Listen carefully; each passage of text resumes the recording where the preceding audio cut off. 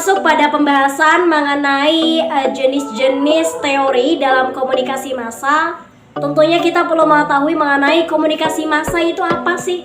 Nah, menurut Jalaluddin Rahmat dalam bukunya Psikologi Komunikasi, beliau mengatakan bahwa komunikasi massa adalah pesan yang disampaikan melalui media massa pada sejumlah orang. Nah, tentunya media yang dihadirkan dalam menyampaikan pesan itu berbagai macam ya. Ada yang media cetak, media elektronik, dan sebagainya. Dan tentunya nilai-nilai yang terkandung di dalam pesan yang disampaikan melalui media massa itu beragam. Ada yang memang dapat mengedukasi, menghibur, persuasif, dan tentunya memberikan informasi terhadap halayak ramai. Nah, setidaknya kita sudah cukup tahu ya mengenai komunikasi massa itu sendiri apa. Nah, itulah mengenai definisinya. Kemudian kita lanjut pembahasan mengenai teori-teori komunikasi. Yang pertama, hypodermic needle theory. Nah, teori ini memiliki pengaruh yang kuat terhadap audiens dalam mengirim dan menerima pesan. Tidak ada perantara. Dalam artian tidak ada perantara di sini adalah ketika memang dalam mengemas pemberitaannya dengan mudah, tentunya audiens akan mudah untuk memahaminya. Dan di sini pengelola media merasa bahwa mereka lebih pintar daripada audiens, sehingga mereka juga berasumsi bahwa mereka mampu untuk menunjukkan audiens, membentuk pola pikir audiens, karakter, dan juga kepribadian mereka sesuai dengan apa yang mereka inginkan, dalam artian sesuai dengan harapan daripada media massa itu sendiri. Jadi sekilas hypodermic needle theory di sini mereka sangat percaya diri bahwa mereka dapat menguasai audiens sebanyak-banyaknya. Satu contoh daripada hypodermic needle theory adalah ketika di masa-masa pemilu, kita ketahui bersama pastinya akan ada beberapa calon kandidat yang memang akan maju di pemilu mendatang. Nah, biasanya pemberitaan-pemberitaan dari media massa itu ada yang memang menjunjung tinggi paslonnya, ada yang memang cukup berniat untuk menjatuhkan. Jadi misalkan si A diberitakan hal-hal yang bersifat positif, citranya itu baik, maka tentunya masyarakat juga akan menilai bahwa si A itu memiliki citra yang positif. Mereka mungkin dalam artian bisa bertanggung jawab sebagai pemimpin, bisa amanah, sehingga tentunya di sini media massa memiliki peranan terhadap pola pikir daripada masyarakat yang menyaksikan pemberitaan tersebut. Sedangkan si B misalkan diberitakan terhadap hal-hal yang negatif saja, sehingga dapat merusak citra daripada kandidat itu sendiri. Oleh karena itu, hypodermic needle theory memiliki pengaruh yang sangat kuat terhadap audiens yang menyaksikan. Nah, teori yang kedua yaitu cultivation theory, yang pertama kali dikemukakan oleh Prof. George Gardner. Beliau mengatakan teori kultivasi, yaitu yang paling utamanya adalah televisi memiliki peranan yang sangat penting, di mana ia mampu untuk membentuk karakter-karakter yang ada pada para penontonnya. Baik itu penonton juga nantinya bisa mempelajari mengenai sosial, ekonomi, budaya, politik itu dari apa yang dilihat di tayangan-tayangan yang ada di televisi. Oleh karena itu tentunya ketika tayangan televisi itu bernilai positif, itu tentunya akan memberikan nilai tambah terhadap para penontonnya.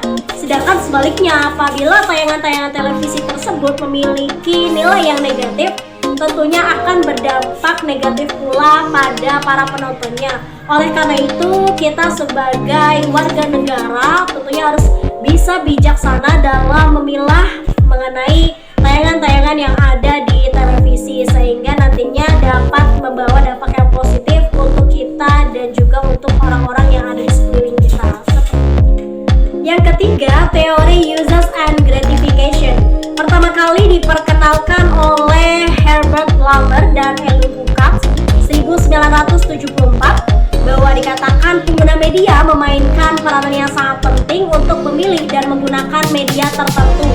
Dengan kata lain, pengguna media adalah pihak yang aktif dalam proses komunikasi.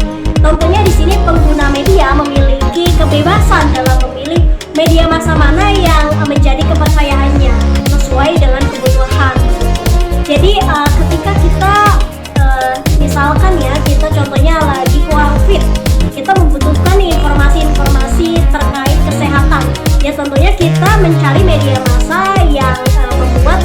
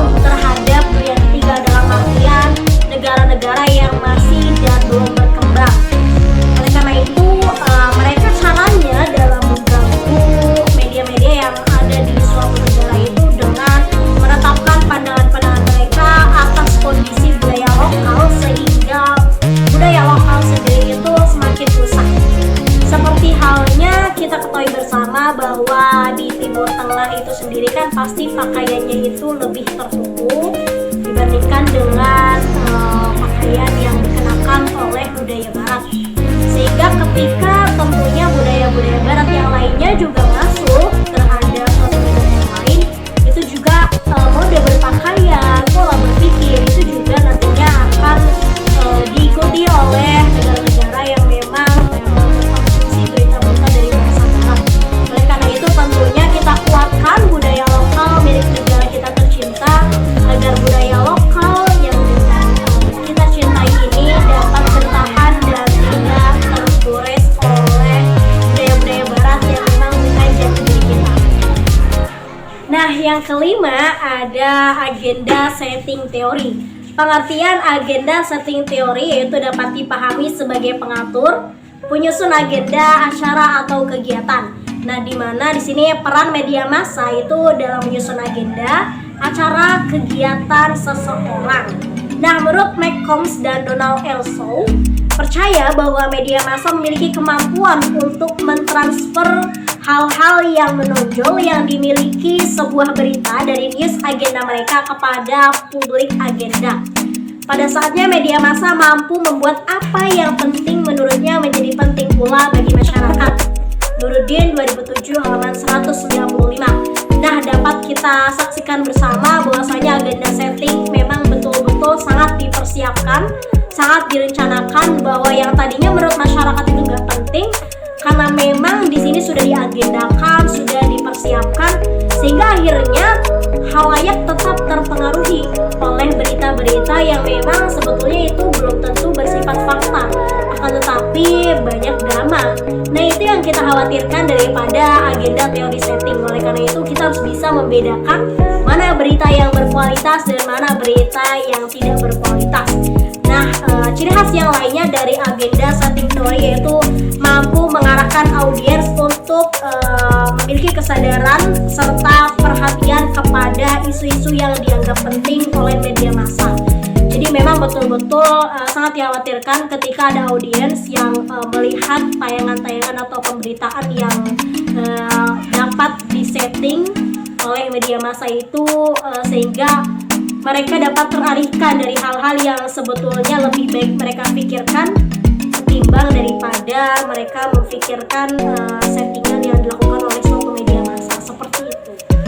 Nah, salah satu contoh dari agenda setting teori yang biasa kita lihat di tayangan televisi seperti halnya pertikaian antara sepasang suami istri dari kalangan artis. Nah, itu kan sebetulnya belum tentu terjadi pada kenyataannya, akan tetapi mereka memang sudah disetting bersama dengan media massa tersebut, sehingga tentunya ramai dibicarakan oleh masyarakat yang pada kenyataannya itu tidak penting dan tidak perlu dikonsumsi oleh masyarakat.